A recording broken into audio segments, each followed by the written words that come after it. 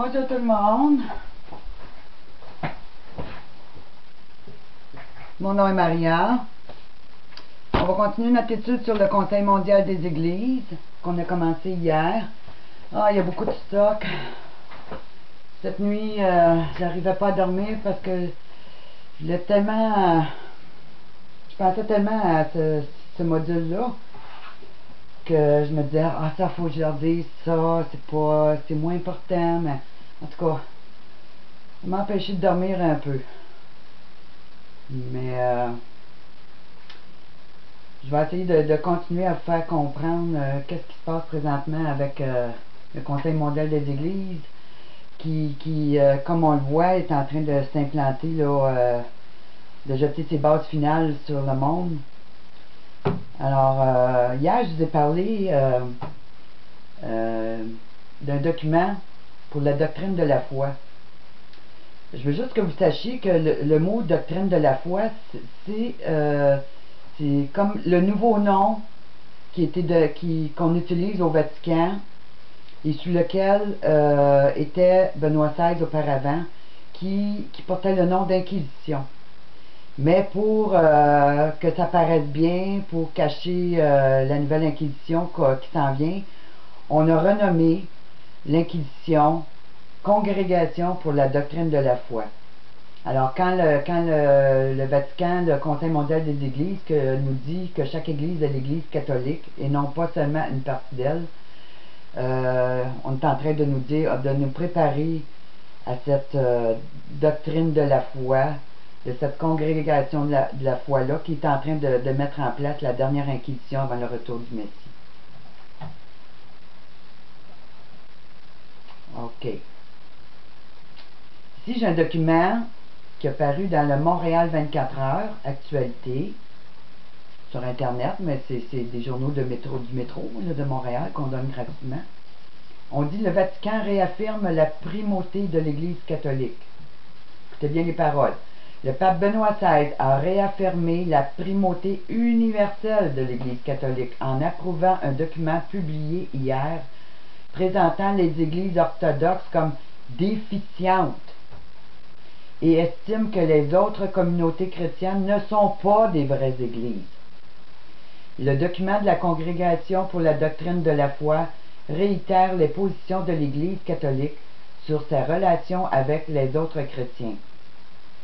Il cherche à préciser les intentions œcuméniques du Concile Vatican II, mis en place entre 62 et 65, en affirmant que certaines interprétations théologiques contemporaines ont été erronées et ambiguës, conduisant au doute et à la confusion.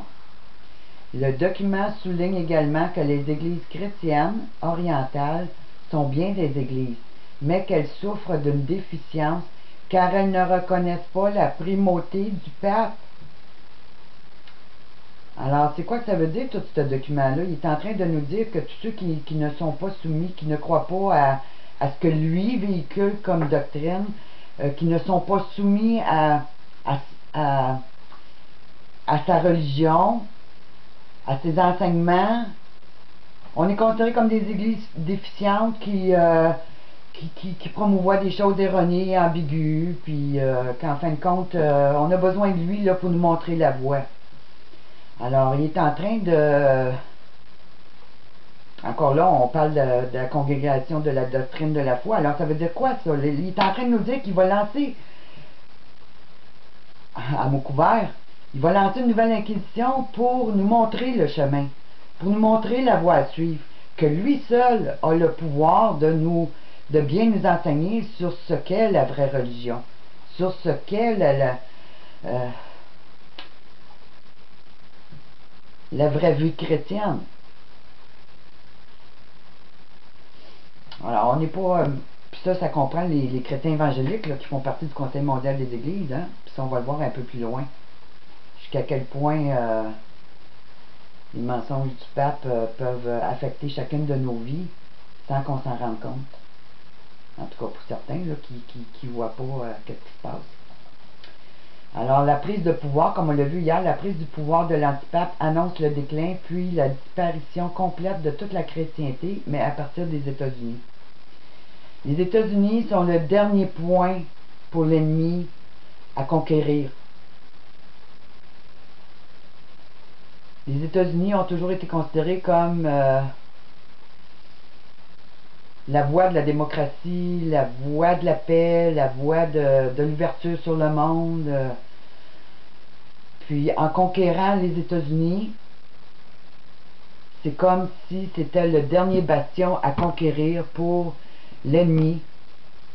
Puis comme on le voit depuis que Obama est là, depuis septembre 2001, c'est sûr qu'il s'est passé des choses très graves. Mais depuis que Obama est là, c'est que là, on voit que l'ennemi est là, que l'ennemi est en train de conquérir, et que c'est une domination, un calife mondial qu'on appelle. Puis avec les documents que je vais vous apporter, je vais vous montrer que le Vatican est derrière toute cette saga-là pour la conquête de ce monde. Alors, Obama sert de tremplin pour la mise en place. L'Antéchrist, est-ce que c'est Obama? Ça peut être Obama, ça peut être le pape. Moi, à date, là, je vais pour Obama parce que le pape me dit il est vieux, il peut mourir n'importe quand, puis Obama, ben, avec ses liens internationaux, ça serait facile pour lui de prendre le contrôle du monde parce que tous les pays poussent pour l'agenda de Obama. Et il est vu comme le nouveau Hitler des temps modernes. Alors, en tout cas, on va voir. Juste pour vous montrer comment Apocalypse 18 peut être vrai.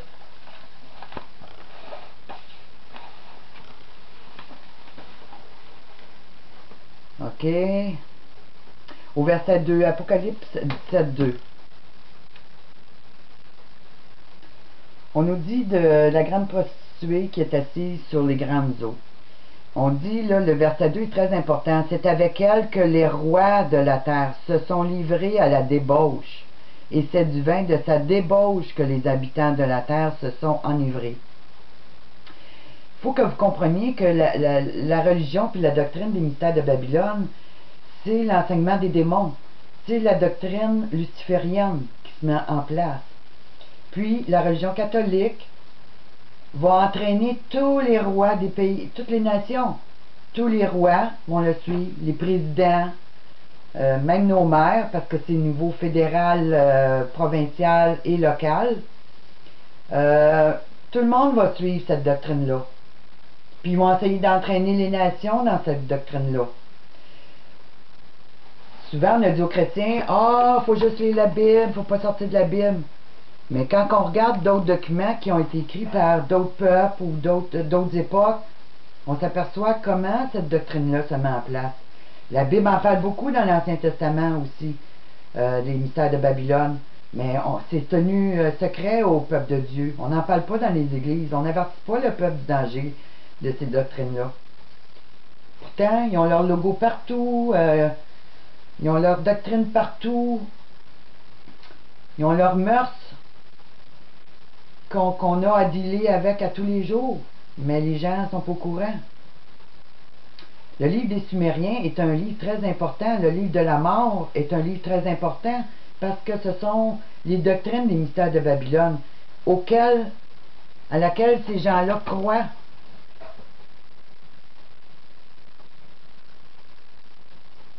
Toute cette doctrine-là, c'est la mort, c'est le père du mensonge qui véhicule toutes ces choses-là, qui les met en place. Puis c'est pas vous puis moi qui y avons accès. Faut vraiment faire partie de leur monde. Certains humains sont choisis à cause de leur obéissance à ces doctrines-là. Mais nous, présentement, on essaie de nous entraîner dans ces mystères de Babylone-là, tout en nous laissant sur le parvis. Puis si on n'obéit pas à cette nouvelle doctrine-là, on devient des criminels. Puis ça, on va le voir aussi. Mais juste pour vous montrer comment les rois de la terre sont sous le contrôle de Vatican, c'est avec elle que les rois de la terre se sont livrés à la débauche, Ben, regardons un peu les maximes absolutistes papales des Jésuites. Je vous ai parlé un petit peu avant que les Jésuites contrôlaient le Vatican. Alors, les Jésuites représentent le secrétaire général des Jésuites, on l'appelle le pape noir.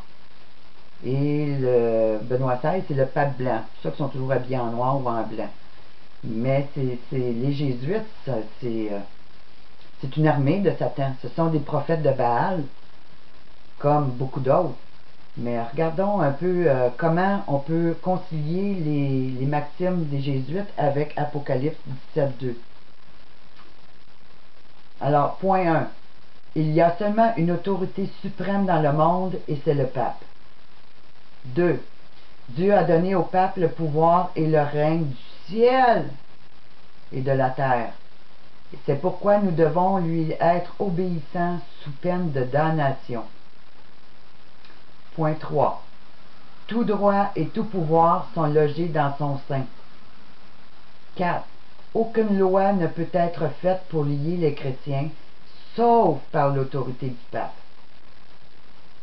Comme dans l'Ancien Testament, les Israélites n'en ont reçu aucune sauf par Moïse. Compare le pape à Moïse. 5. L'Évangile ne serait pas l'Évangile si le pape ne l'avait approuvé. Point 6. Le pape peut enlever à n'importe qui un droit et le donner à quelqu'un d'autre. 7. Le pape peut faire n'importe quoi au-dessus de tout droit, contre tout droit et sans tous les droits. Point 8. Si Christ commande une chose et le pape une autre,